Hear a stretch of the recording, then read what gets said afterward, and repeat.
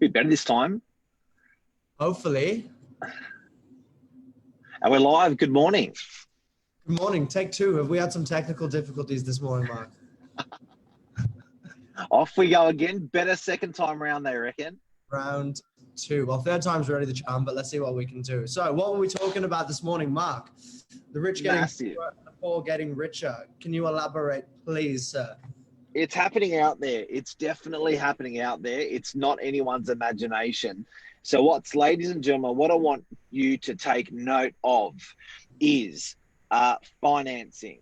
Financing, very, very interesting what's happened. It's where the government used to regulate our property market and massive part of our economy, because our property market is our biggest asset class in the country.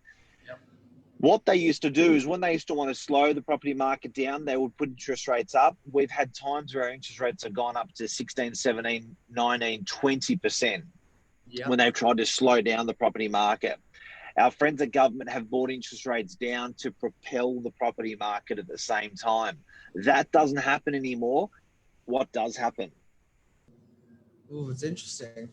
Joe, I was just thinking for a second, sorry, Mark. We've just had this big conversation yesterday about property prices doubling over the space of 10 years, or the timeline of 10 years. But really, there's different driving forces that are slowing up and speeding down the market, aren't they? And they're actually totally out of our control. And it seems like the government plays those strings, doesn't they? Or the banks. Good point. Yeah, good point. And I know one of the guys in the office always actively says, I think it's Glenn, that the biggest stakeholders in the property market are the government and are the banks. So make no mistake that any regulations they bring in, they're always keeping a close monitor and a close tie and close regulations around that property market. Now, so close in fact, and it is a conspiracy theory, and I may be wrong, but so close in fact that at the moment they are acutely targeting to hold back, some would say punish, one segment of the market, and they are acutely targeting to push ahead like a small child helping them onto the merry-go-round or whatever that is. They another segment of the market. And what do you reckon they are? Okay, so if they're driving at the moment first home buyers, young people trying to get people into their first properties, why are they taking that privilege away from people who have already been in that situation and lucky enough to potentially have an investment or a second property or a holiday home? Why are they making it more difficult on those people and tightening and scrutinizing that field of people? Because it's like the cigarette companies promoting youngness and coolness. It's like the alcohol companies promoting youngness and coolness. They are trying to get the younger market into good habits.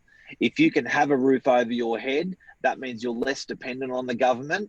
If you can have a roof over your head, that means you're going to form good habits on a mortgage, having a mortgage, paying back a mortgage. Forced savings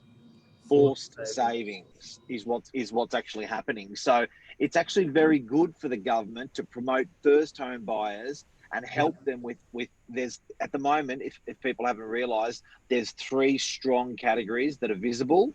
And there's one that's invisible.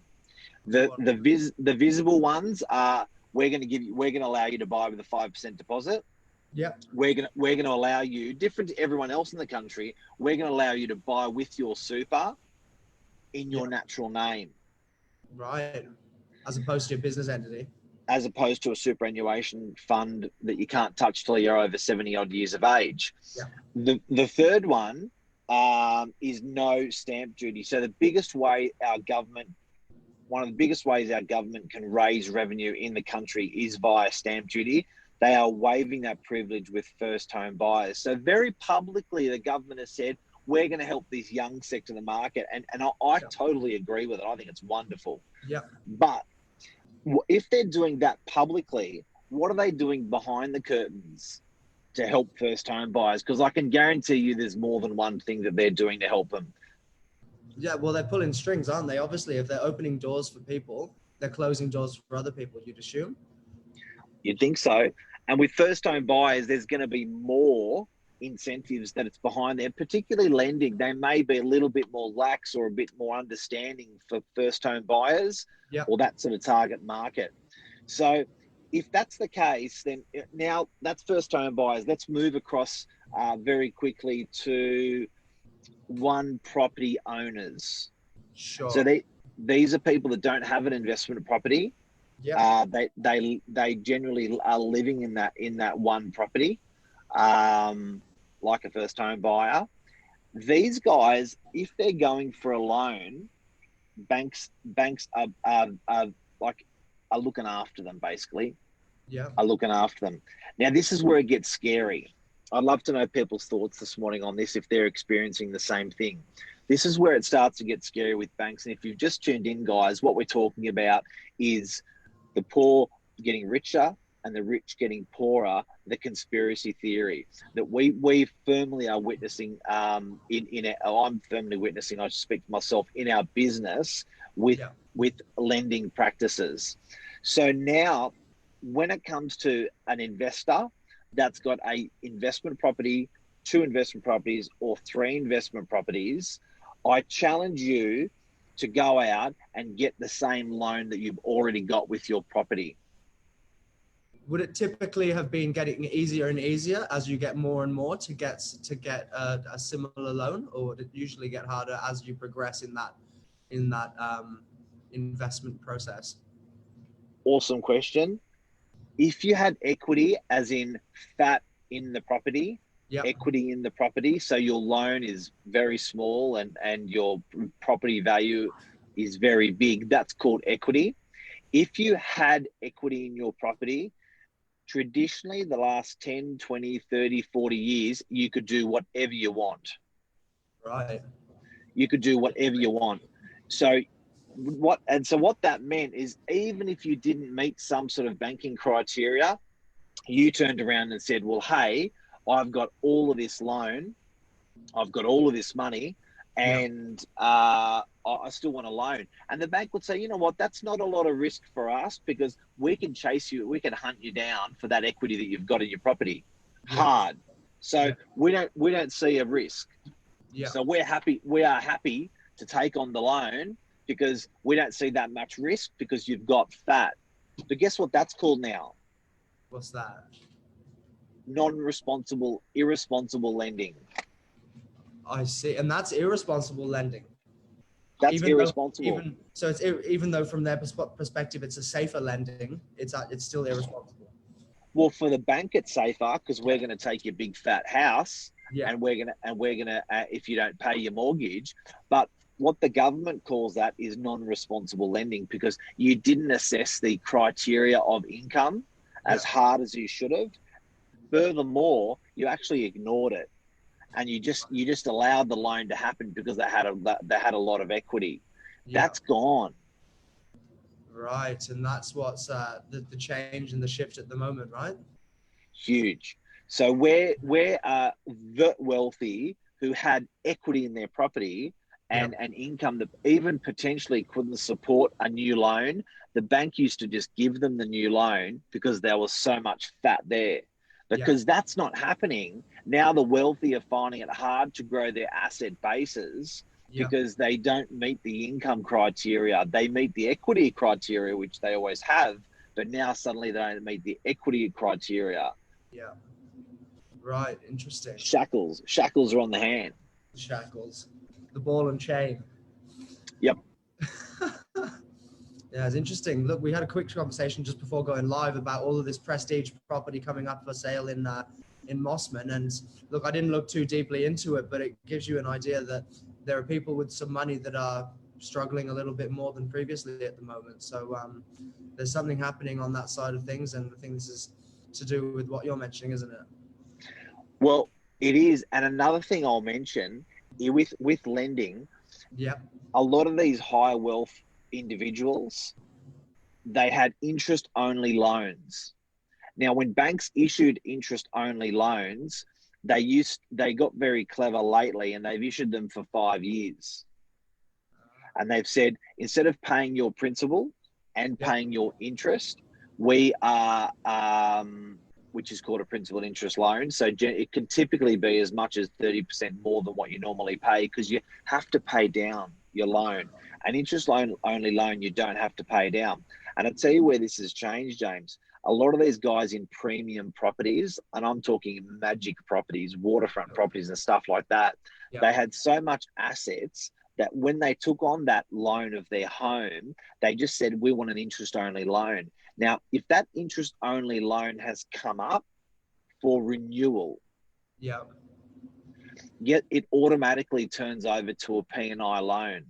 So you're talking about people that potentially have a $5,000 or $10,000 a month mortgage, maybe $15,000 or $20,000 for the ultra wealthy, and these guys are now have to come up with an extra $10,000 a month to pay principal and interest. So some of these people were not high income people, but they were high net worth people. Now, to prosper, you've got to be high income and high net worth in terms of assets. And there's some people, a lot of people don't fit into that category. Yeah, right. So it must be a bit of a scary time at the moment then. But you're not going to discuss this. Yes. And you're not going to discuss this at the barbecue on a Sunday with your mates. It's humiliating and it's embarrassing. But there would be a specific demographic who are looking at what's going on around and thinking, this is going to impact me and it's going to have, something's going to change in my life. They think they're a leper. Yeah. They think they're a leper because the methods and the way they used to do their funding over the last 50 years or 40 years, like I've got a lot, and fortunately I've got a lot of experience in this case, because we've got 1,500, 1,600 landlords that we're dealing with, and they're coming to me saying, do you have a broker? I want to buy a property. I can't get a loan. They're sort of confiding in me because I've been doing business with them for a long time. And now I'm just hearing it everywhere consistently. Yeah. Wow. Well, there's the shock waves that are going around. And would you say this is because of COVID, or is this just in general? Is this something that was a long time coming? Long time coming. This has been, I think people have been getting the letters from their banks saying your interest only period is over. Please, if you want to continue this, please resubmit your financials. And I think people are not fitting the category of going interest only again, and they're disposing of their assets, or they're paying P&I. So what it is it's fantastic, because responsible lending galvanizes our economy. Gotcha. So it's actually. Yeah, so what happened in America with, was it Granny Mae or whatever they call it, or stuff like that? What happened in America is basically not going to happen here, because we've been doing really good responsible lending the last 5 years. Joe Vesher, hello. Anmal, since the Royal Commission, you're right. Todd Vandenberg, g'day to you, buddy. Anmal's an interesting person because she has a real estate company and a mortgage company. I'd love your feedback. Mirko, g'day to you, buddy. And Lisa Burke, hi. But yeah, guys, very interesting stuff. And where this is going to go, James, is very interesting. Where is it going to go? What happens? What's the next 12 months look like for these people? Is there no immediate change, and it's just something that's just going to be creaking and the cracks will grow? The poor will get richer and the richer will get poorer. So it's not a conspiracy. And that's what I reckon. And you know what? I'm all up for that. I think it's great. I think it's balancing. I think for any country, they love to balance the wealth equally.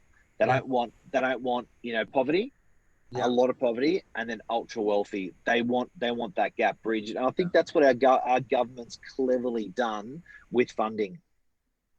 Yeah, right. Well, there you go. So times are changing. So to become a first home buyer, it's not so, still difficult, but not so difficult as what, certainly from my perspective, and a lot of young people are growing up in Sydney thinking, how on earth are we ever going to buy in Sydney? Maybe things are changing. The tables are turning. It's getting better for first home buyers and one property owners. Yeah, right. Very interesting. Thank you very much, Mark. You've opened my eyes this morning. Giddy up. Giddy up. They need it open because you had so many beers last night. I had a couple.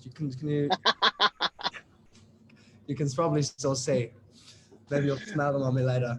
All right, bud. Thank you very much, mate. Take care. See you, everyone. Good stuff. Cheers. Bye.